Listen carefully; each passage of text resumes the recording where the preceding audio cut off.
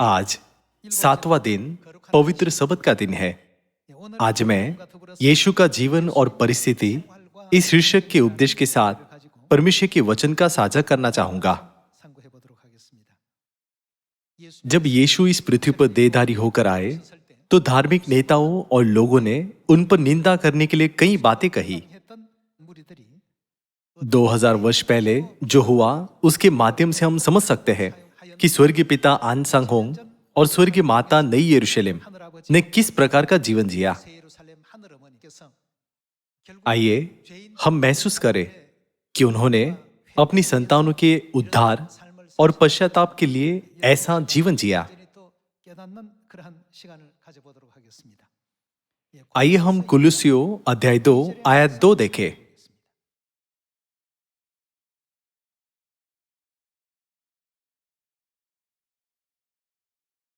ताकि उनके मनों में शांति हो और वे प्रेम से आपस में घटे रहे और वे पूरी समझ का सारा धन प्राप्त करे और परमेश्वर पिता के भेद को अर्थात मसीह को पहचान ले, जिसमें बुद्धि और ज्ञान के सारे भंडार छिपे हुए हैं। यह मैं इसीलिए कहता हूं कि कोई मनुष्य तुम्हें लुभावने वाली बातों से धोखा न दे। यद्यपि मैं शरीर के भाव से तुमसे दूर हूं तो भी आत्मिक भाव से तुम्हारे निकट हूं और तुम्हारे व्यवस्थित जीवन को और तुम्हारे विश्वास की जो मसीह में है दृढ़ता देखकर प्रसन्न होता हूं। कुलुस्सियों अध्याय 2 के अनुसार परमेश्वर का रहस्य कौन है? वह मसीह है। कुलुस्सियों अध्याय 2 बताता है कि हमें मसीह और उनकी शिक्षाओं को सही ढंग से समझना चाहिए।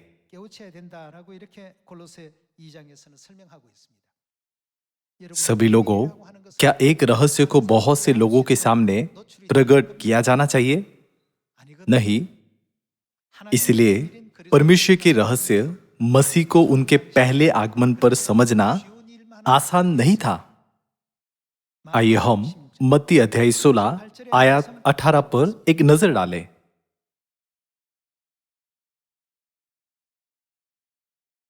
अध्याय 16 आयत 18। और मैं भी तुझसे कहता हूं कि तू पतरस है और मैं इस पत्थर पर अपनी कलीसिया बनाऊंगा और अधोलोक के फाटक उस पर प्रबल न होंगे। मैं तुझे स्वर्ग के राज्य की कुंजियां दूंगा और जो कुछ तू पृथ्वी पर बांधेगा वो स्वर्ग में बंधेगा और जो कुछ तू पृथ्वी पर खोलेगा वह स्वर्ग में खुलेगा। तब उसने चेलों को चिताया कि किसी से न कहना कि मैं मसीह हूं।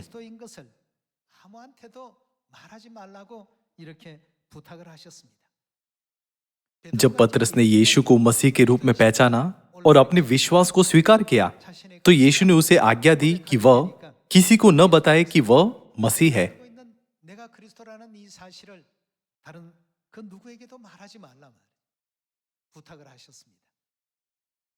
इस प्रकार जब मसीह इस पृथ्वी पर आए तो उन्होंने क्या किया?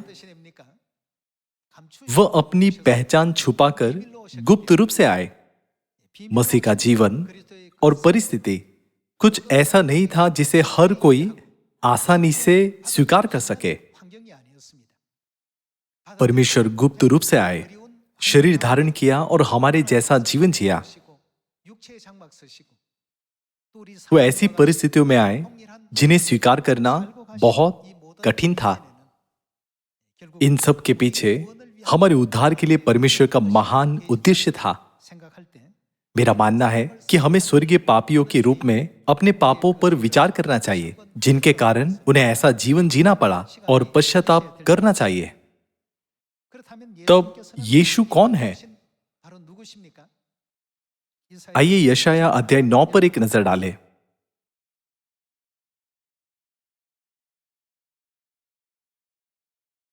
यशाया अध्याय 9 आयत 6। क्योंकि हमारे लिए एक बालक उत्पन्न हुआ, हमें एक पुत्र दिया गया है और प्रभुता उसके कांधे पर होगी और उसका नाम अद्भुत युक्ति करने वाला, पराक्रमी परमेश्वर, अनंत काल का वह कौन है? पिता। यह एक अत्यंत महत्वपूर्ण भविष्यवाणी थी कि परमेश्वर जिन्हें पिता कहा जाता था पुत्र के रूप में आएंगे। आयत 7, उसकी प्रभुता सर्वदा बढ़ती रहेगी और उसकी शांति का अंत न होगा, इसलिए वह उसको दाऊद की राजगद्दी पर इस समय से लेकर सर्वदा के लिए न्याय और धर्म के द्वारा स्थिर किए और संभाले रहेगा। सेनाओं के यहोवा की धुन के द्वारा यह हो जाएगा। भविष्यद्वक्ता यशाया उस नगर के बारे में भी भविष्यवाणी की है जहां परमेश्वर एक बालक के रूप में, एक पुत्र के रूप में अपना कार्य करेंगे। आइए अध्याय 9 आयत 1 पर चले। तो भी संकट भरा अंधकार जाता रहेगा। पहले तो उसने जबलून और नप्ताली के देशों का अपमान किया, परंतु अंतिम दिनों में ताल की और यर्दन के पार की अन्य जातियों के वह किसे महिमा देंगे? गलील को महिमा देगा। जो लोग अंधियारे में चल रहे थे उन्होंने बड़ा उजियाला देखा, और जो लोग घोर अंधकार से भरे हुए मृत्यु के देश में रहते थे उन पर ज्योति चमकी। यहां तक कि गलील के बारे में भी, जहां यीशु अपनी सेवकाई करेंगे, भविष्यवाणी उनके आगमन से लगभग 700 वर्ष पहले की गई थी। कुलुस्सियों अध्याय 2 आयत 2 में परमेश्वर कहते कि मसीह परमेश्वर के रहस्य को जानना बेहद महत्वपूर्ण है। यीशु ने पतरस से पूछा, तुम मुझे क्या कहते हो? पतरस ने उत्तर दिया, तू जीविते परमेश्वर का पुत्र मसीह है। यशाया अध्याय 9 के अनुसार परमेश्वर का पुत्र कौन है? इस प्रकार उसका मतलब था आप पिता परमेश्वर है। यीशु ने उत्तर दिया, हे शमौन योना के पुत्र, तू धन्य है, परमेश्वर ने यह बात तुझ पर प्रकट की है। मैं तुझे स्वर्ग के राज्य की कुंजियां दूंगा।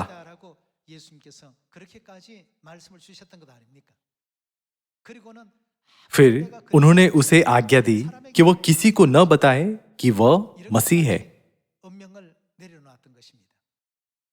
यह एक कारण है कि परमेश्वर जो इस पृथ्वी पर आए कभी भी उस तरह से प्रकट नहीं हो सके जिसकी दुनिया कल्पना करती है, प्रसिद्धि और महिमा से भरपूर। लोगों की नजर में हर मामले में दोष थे, फिर भी वह स्वभाव से कौन है? वह शक्तिशाली परमेश्वर और अनंत पिता है। आइए देखिए कि जब शक्तिशाली परमेश्वर अनंत पिता इस पृथ्वी पर आए तो उन्होंने किस तरह का जीवन जिया। आइए हम लूका अध्याय 11 एक साथ खोले।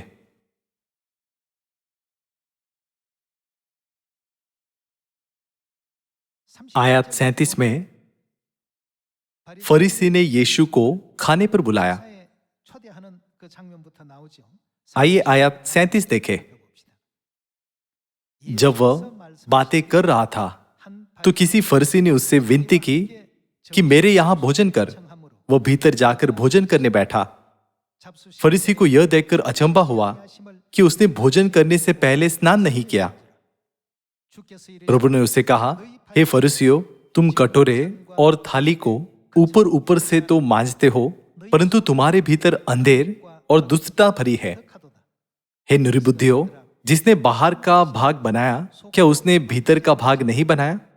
परंतु हाँ, भीतर वाली वस्तुओं को दान कर दो, तो देखो सब कुछ तुम्हारे लिए शुद्ध हो जाएगा। यीशु ने भोजन करने से पहले अपने हाथ नहीं धोए। उन्होंने चम्मच का उपयोग करने के बजाय अपने हाथों से खाना खाया। यह देखकर फरीसी बहुत चौंक गए। यदि कोई परमेश्वर के वचनों का प्रचार करने के योग्य होता तो वह कम से कम पवित्र दिखने की कोशिश करता, लेकिन यीशु का जीवन इससे बिल्कुल विपरीत था। परमेश्वर ने विभिन्न कार्य किए जिससे परमेश्वर की पहचान को समझना कठिन हो गया और उनकी महिमा पूरी तरह से छिप गई। आइए मत्ती अध्याय 11 आयत 18 पढ़े।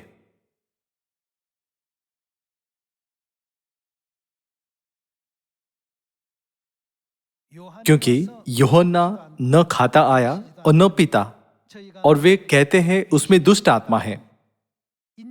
मनुष्य का पुत्र खाता पीता आया और तुम कहते हो देखो पेटू और पियक्कड़ मनुष्य। इस प्रकार उन्होंने यीशु का वर्णन किया। लोगों ने उन्हें पेटू बताया। दूसरे शब्दों में उनका मतलब था कि वह लालच से अपना भोजन खा रहे थे। देखो, पेटू और पियक्कड़ मनुष्य चुंगी लेने वालों का और पापियों का मित्र। पुराने समय में चुंगी लेने वालों और पापियों को बहुत निम्न वर्ग का माना जाता था। साधारण लोग भी उनके साथ नहीं रहते थे, फिर भी यीशु उन्हें अपने दोस्त मानते थे। सबसे महान, सबसे पवित्र और सबसे महिमामयी परमेश्वर इस पृथ्वी पर देह धारण करके ऐसा जीवन क्यों जिए? इसीलिए कुलुस्सियों अध्याय 2 में लिखा है कि परमेश्वर का रहस्य मसीह है।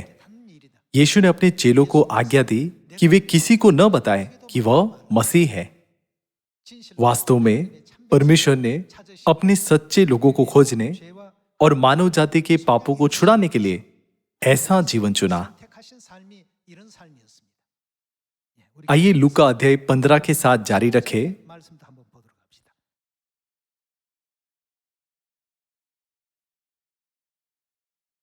आइए लूका अध्याय 15 आयत 1 पर नजर डालें। सब चुंगी लेने वाले और पापी उसके पास आया करते थे ताकि उसकी सुने। पर फरीसी और शास्त्री कुड़कुड़ाकर कहने लगे, यह तो पापियों से मिलता है और उनके साथ खाता भी है। उस समय फरीसियों और व्यवस्था के शिक्षकों ने पवित्र होने का नाटक किया, लेकिन यीशु ने कर लेने वालों और पापियों का स्वागत किया और उनके साथ खाया। वो बिल्कुल भी महिमावान नहीं लग रहे थे। इस सुसमाचार के लेखक लूका ने इस दृश्य को लिखा। यदि यीशु इस युग में इस तरह प्रकट होते तो क्या होता? आइए मत्ती अध्याय 21 आयत 31 देखें।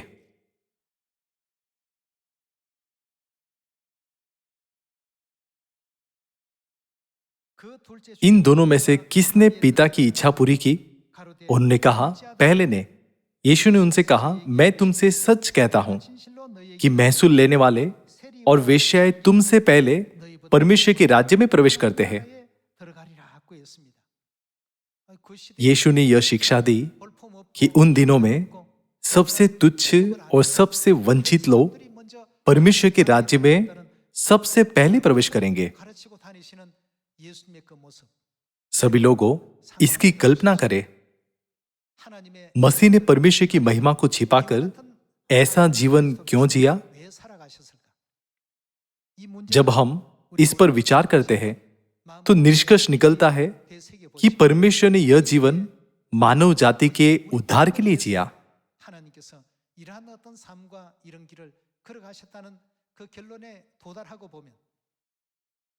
जैसे कि यशाया अध्याय 53 में लिखा है, यह हमारे अपराधों के कारण हुआ।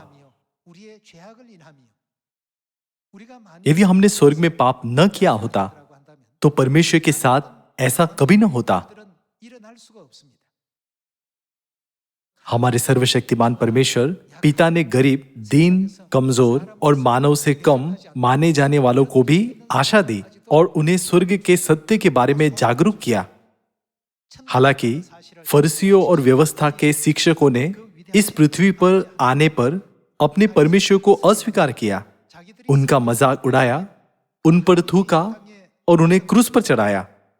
उन्होंने यह कहकर उस पर पथराव करने के लिए पत्थर उठाए, तू मनुष्य होकर अपने आप को परमेश्वर बनाता है, और उनके विरुद्ध दुष्ट कार्य किए।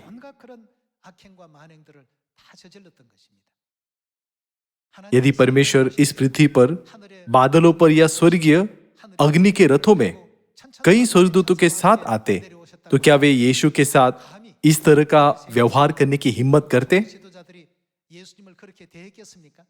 चूंकि वह दीन स्थिति में आए, लोगों ने उन्हें नहीं पहचाना और उनके साथ ऐसा व्यवहार किया। जब पतरस ने उन्हें पहचान लिया तो उन्होंने कहा, किसी से मत कहना कि मैं मसीह हूं, या इसलिए क्योंकि मैं गुप्त रूप से आया हूं। आइए दूसरा कुरिन्थियों अध्याय 4 आयत 4 पर एक नजर डालें।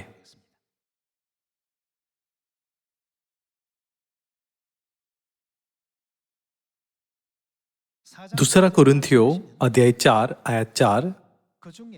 और उन अविश्वासियों के लिए जिनकी बुद्धि इस संसार के ईश्वर ने अंधी कर दी है, ताकि मसीह जो वह कौन है, परमेश्वर का प्रतिरूप है, उसके तेजोमय सुसमाचार का प्रकाश उन पर न चमके।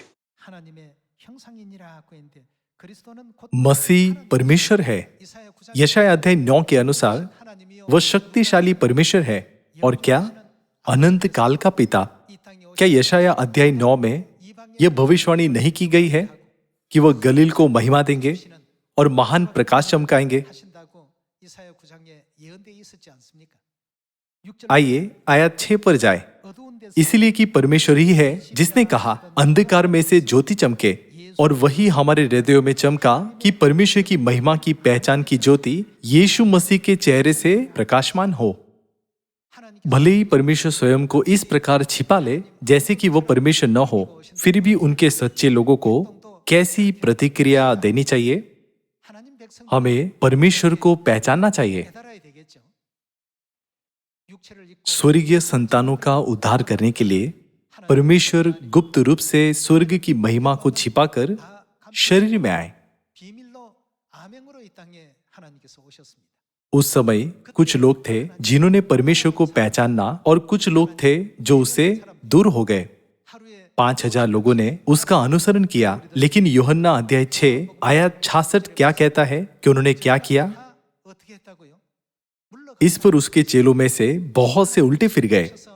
भले ही परमेश्वर आए, उन्हें अपनी शिक्षाएं दी और चमत्कारी चिन्ह दिखाए, लेकिन वे उनसे दूर हो गए क्योंकि उन्होंने उनकी इच्छा पूरी नहीं की। इस प्रकार की स्थिति का वर्णन सुसमाचार में कई बार किया गया है, जैसे कि यीशु के समय की परिस्थिति और उनका जीवन कैसा था। फिर भी पतरस, यूहन्ना और याकूब ने उनकी शिक्षाओं का पालन किया और अंत तक उनके साथ रहे।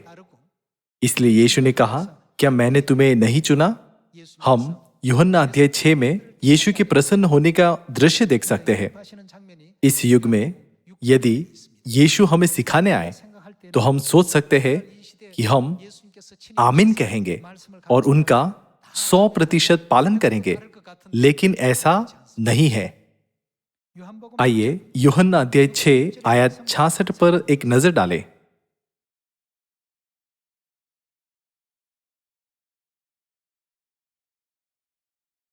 इस पर उसके चेलों में से बहुत से उल्टे फिर गए, और उसके बाद अब वे और क्या नहीं करते? उसके साथ न चले, अर्थात यीशु। जब यीशु ने कहा आत्मा तो जीवनदायक है, शरीर से कुछ लाभ नहीं, नाशवान भोजन के लिए परिश्रम न करो परंतु उस भोजन के लिए जो अनंत जीवन तक ठहरता है, उन्होंने कहा यह एक कठिन शिक्षा है, इसे कौन स्वीकार कर सकता है? और उन्हें छोड़ दिया। यद्यपि सर्वशक्तिमान परमेश्वर शरीर में इस पृथ्वी पर आए और उन्हें सिखाया, लेकिन बहुत से लोग पीछे हट गए। आयत 67। तब यीशु ने उन 12 से कहा, क्या तुम भी चले जाना चाहते हो? शमौन पतरस ने उसको उत्तर दिया, हे प्रभु, हम किसके पास जाएं? अनंत जीवन की बातें तो तेरे ही पास है, और हमने विश्वास किया और जान गए कि परमेश्वर का पवित्र जन तू ही है।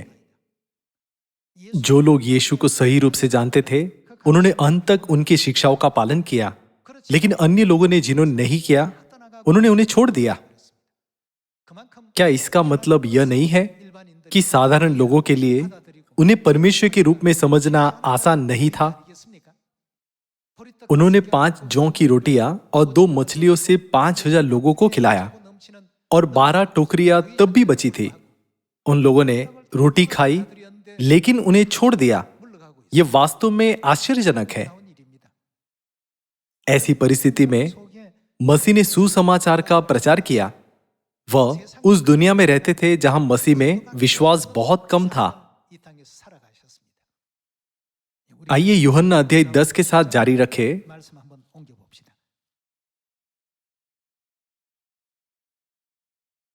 यूहन्ना अध्याय 10 आयत 30। मैं और पिता एक है। यहूदियों ने उस पर पथराव करने को फिर पत्थर उठाए। इस पर यीशु ने उनसे कहा, मैंने तुम्हें अपने पिता की ओर से बहुत से भले काम दिखाए हैं। उनमें से किस काम के लिए तुम मुझ पर पथराव करते हो? यहूदियों ने उनको उत्तर दिया, भले काम के लिए हम तुझ पर पथराव नहीं करते, परंतु परमेश्वर की निंदा करने के कारण और इसलिए कि तू मनुष्य होकर अपने आप को परमेश्वर बनाता है। यीशु परमेश्वर है या नहीं? भविष्यद्वक्ता यशाया हमें स्पष्ट रूप से सिखाते हैं कि भले ही वह एक बालक के रूप में जन्म ले, वह पराक्रमी परमेश्वर अनंत काल के पिता है। लेकिन उस समय की परिस्थितियों के कारण लोगों ने पूछा, एक मनुष्य परमेश्वर कैसे हो सकता है? यद्यपि उनके साथ इस तरह का व्यवहार किया गया, उन्होंने केवल हमारे उद्धार पर ध्यान केंद्रित किया और नई वाचा के मार्ग पर चलते रहे, जब तक कि उनकी संतानों का उद्धार नहीं हुआ। हमें परमेश्वर के अनुग्रह, प्रेम, बलिदान और भक्ति को कभी नहीं भूलना चाहिए। हालांकि कुछ लोगों ने उन पर पथराव करने की कोशिश की। आइए अध्याय 6 पर जाए। यूहन्ना अध्याय 6 आयत 41। इसलिए यहूदी उस पर कुड़कुड़ाने लगे, क्योंकि उसने कहा था, जो रोटी स्वर्ग से उतरी वो मैं हूं। और उन्होंने कहा, क्या ये यूसुफ का पुत्र यीशु नहीं, जिसके माता पिता को हम जानते हैं? तो वह कैसे कहता कि मैं स्वर्ग से उतरा हूं? क्या यीशु स्वर्ग से नीचे नहीं आए? यहूदियों ने परमेश्वर को नहीं पहचाना, जो स्वर्ग से मानव रूप में आए थे। वह मरियम नामक एक स्त्री के शरीर के माध्यम से इस पृथ्वी पर आए। उन्होंने सोचा, उसका पिता यूसुफ है और हम उसके माता पिता को जानते हैं। वह ऐसे झूठ कैसे बोल सकता है कि वह स्वर्ग से नीचे आया है? इस स्थिति में क्या वे यीशु को परमेश्वर मान सकते थे? उन्होंने उन्हें क्रूस पर चढ़ाने का नेतृत्व किया। इसका लहू हम पर और हमारी संतान पर हो। यहूदी यह कहने के लिए पूरी तरह आश्वस्त थे। आइए हम यूहन्ना अध्याय 7 देखें।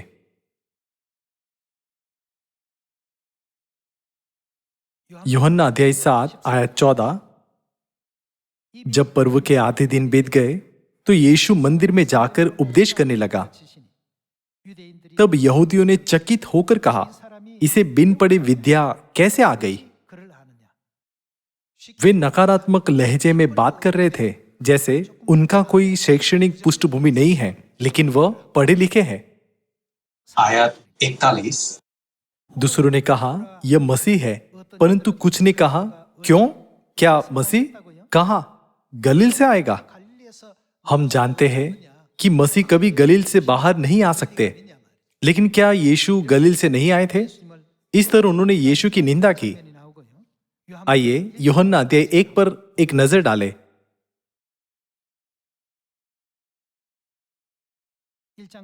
आइए आयत 43 देखें।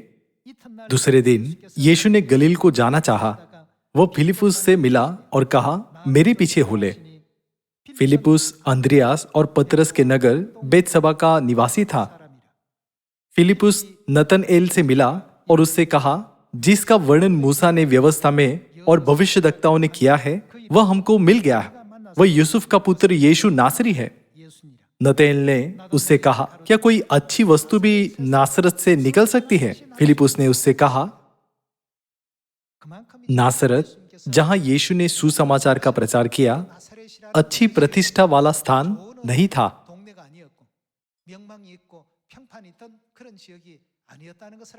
क्या कोई अच्छी वस्तु भी नासरत से निकल सकती है?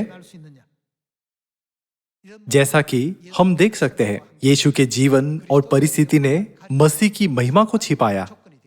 ऐसी परिस्थिति में कोई भी यीशु को मसीह, परमेश्वर या शरीर में आए परमेश्वर के रूप में स्वीकार नहीं कर सकेगा। इसलिए यीशु ने क्या कहा था? आइए मत्ती अध्याय 11 देखें।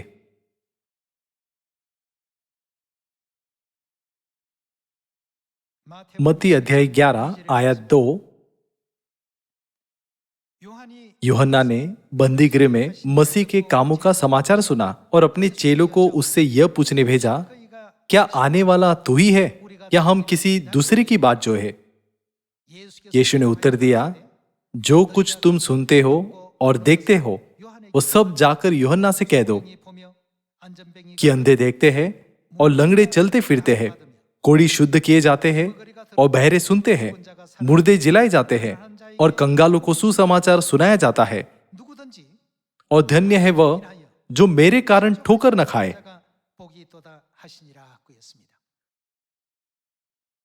ठोकर खाना इसका मतलब है गिरना। उनके बारे में क्या जो यीशु के कारण विश्वास से नहीं चुकते? वे धन्य लोग हैं। भले ही यीशु परमेश्वर के रहस्य के रूप में आए, इन सभी परिस्थितियों के बावजूद पतरस और शिष्यों ने उन्हें पहचान लिया, पूरे मन से उनकी आराधना की और परिश्रम पूर्वक उनकी शिक्षाओं का प्रचार किया।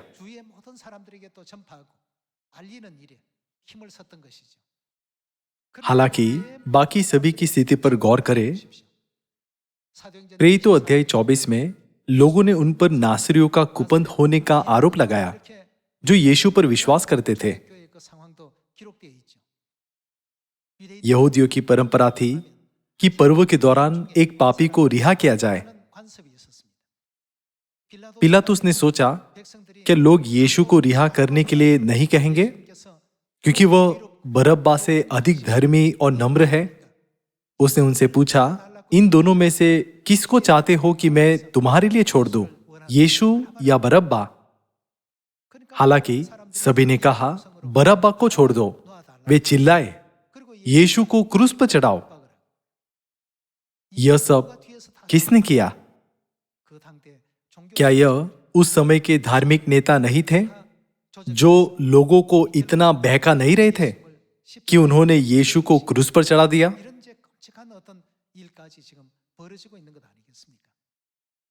जैसे ही यीशु ने क्रूस उठाया, लोगों ने उनका अपमान किया।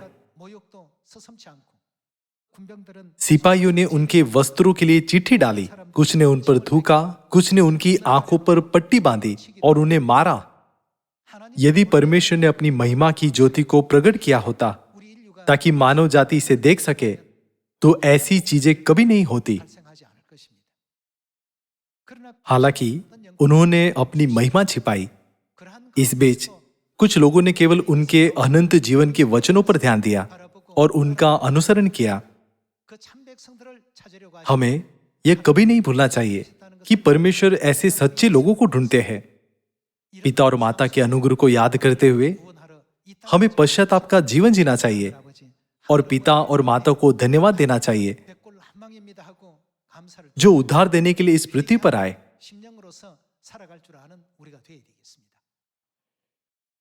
इसलिए मैं चाहता हूं कि आप यह जान ले कि पश्चाताप की प्रार्थना निवेदन की प्रार्थना से परमेश्वर को अधिक स्वीकार्य है। कृपया यह करे, कृपया ऐसा करे। बेशक ये सभी प्रार्थनाएं हैं। जब हम सोचते हैं कि परमेश्वर, जिन्हें ऐसी भूमिका निभाने की जरूरत नहीं थी, ने हमारे कारण इस मार्ग पर चलना चुना, तो हम गहरे पश्चाताप और दुख से भर जाते हैं। हमने स्वर्ग में और फिर पृथ्वी पर अपने स्वर्गीय माता पिता के सामने पाप किया, जिससे उन्हें एक बार फिर पीड़ा हुई। पश्चाताप भरे हृदय के साथ हमें प्रतिदिन परमेश्वर के असीम प्रेम, भक्ति और बलिदान को याद करना चाहिए। आज जिस तरह से लोग पवित्र आत्मा के युग में चर्च ऑफ गॉड को देखते हैं, वो प्रथम चर्च को देखने के तरीके से अलग नहीं है। उन दिनों लोगों ने यीशु को जिस तरह से देखा था, वो वैसा ही है जैसा लोग आज मसीह आन सांग होंग और नई यरूशलेम स्वर्गीय माता को देखते हैं। जैसा कि यशायाह अध्याय 60 में लिखा है, उन दिनों का वर्णन कैसे किया गया है? तेरे विलाप के दिन। हालांकि विलाप के उन दिनों का क्या होगा? वे समाप्त हो जाएंगे। आइए हम उन वचनों पर जाए जो कहते हैं जब विलाप के दिन पूरे हो जाते हैं तो संतान स्वर्ग लौट सकते हैं। यशाया अध्याय 60। आइए हम यशाया अध्याय 60 आयत 20 पर एक नजर डालें। तेरा सूर्य फिर कभी अस्त न होगा और न तेरा चंद्रमा की ज्योति मलिन होगी, क्योंकि यहोवा तेरी सदैव की ज्योति होगा और तेरे विलाप के दिनों का क्या होगा? समाप्त हो जाएंगे। तेरे शब्द किसे दर्शाता है? चूंकि यशाया अध्याय 60 यरूशलेम के भविष्य की महिमा का वर्णन करता है, तेरे विलाप के दिन उन दुख भरे दिनों को संदर्भित करते हैं जिनसे यरूशलेम को गुजरना होगा। तेरे विलाप के दिन क्या होगा? समाप्त हो जाएंगे। तब तक ऐसे लोग होंगे जो यरूशलेम पर विश्वास नहीं करते, जो उनके बारे में संदेह करते हैं, जो उन्हें धोखा देते हैं और जो उनके मार्ग में बाधा डालते हैं। पवित्र आत्मा का युग की परिस्थिति पुत्र की युग की परिस्थिति से अलग नहीं है। यदि परमेश्वर ने अपनी महिमा प्रदर्शित की होती तो कोई भी स्वर्गीय पिता और स्वर्गीय माता के सामने अपना सिर नहीं उठाता। यरूशलेम किसके लिए विलाप के दिन सहती है? जब तक उनकी संतानों के कारण हुए विलाप के दिन समाप्त नहीं हो जाते, तब तक यरूशलेम इस तरह की परिस्थिति में रहेगी। आइए आयत 14 पर जाए। अध्याय 60 आयत 14। तुझे दुख देने वाली की संतान तेरे पास सिर झुकाए हुए आएगी और जिन्होंने तेरा तिरस्कार किया सब तेरे पांवों पर गिरकर दंडवत करेंगे। वे तेरा नाम यहोवा का नगर, इजराइल के पवित्र का सियोन रखेंगे। यहां तुझे दुख देने वाले कौन है? वे हैं जो यरूशलेम को दुख देते हैं। तब वे उन्हें दर्द, पीड़ा और कष्ट देंगे। उन सभी क्षणों को सहते हुए उन्होंने अपनी संतानों को उद्धार के लिए यह बहुमूल्य समय दिया है। हमें यह कभी नहीं भूलना चाहिए कि इस प्रकार हमें पश्चाताप करने का समय दिया गया है। पिता के पहले आगमन की परिस्थितियां और उनके दूसरे आगमन की स्थिति में कोई फर्क नहीं है। आइए आयत 14 फिर से पढ़े। तुझे दुख देने वालों की संतान तेरे पास सिर झुकाए हुए आएगी। यह महिमा से भरा दिन आएगा और जिन्होंने तेरा तिरस्कार किया, परमेश्वर का तिरस्कार किया गया, उपहास किया गया और मजाक उड़ाया गया। कुछ लोग सोच सकते हैं यदि वह परमेश्वर है तो वह क्यों पीड़ित है? भले ही वह सर्वशक्तिमान परमेश्वर अनंत काल के पिता है, उन्हें क्रूस पर चढ़ाया गया और उन्होंने लहू बहाया। नबी यशाया अध्याय 53 में बताते हैं कि यह हमारे उन पापों के कारण था जो हमने स्वर्ग में किए। यरूशलेम के साथ भी यही बात है। वह दुख झेल रही है और तिरस्कृत है। हालांकि वे उनके चरणों में झुकेंगे और उन्हें इजराइल का पवित्र सियोन कहेंगे। यही है जिसकी बाइबल भविष्यवाणी करती है। यीशु ने यह भी कहा कि चूंकि बाइबल की भविष्यवाणी पूरी होनी है, इसलिए यह स्थिति अपरिहार्य है। इसलिए वे हमारे लिए यह सब दुख, तिरस्कार और अपमान सहते हैं। हमें स्वर्गीय पिता और स्वर्गीय माता की भक्ति और प्रेम के लिए महिमा देना चाहिए। हमें उनके बलिदान से धोखा नहीं करना चाहिए। परमेश्वर जिन्होंने इस परिस्थिति से हमारी रक्षा की, हमारे अद्भुत पिता और माता है। यह आशा करते हुए कि हम अंत तक अपना विश्वास नहीं खोएंगे और अनंत स्वर्ग के राज्य में शीघ्र लौटेंगे, मैं आज के उपदेश को समाप्त करना चाहूंगा। आपका बहुत बहुत धन्यवाद।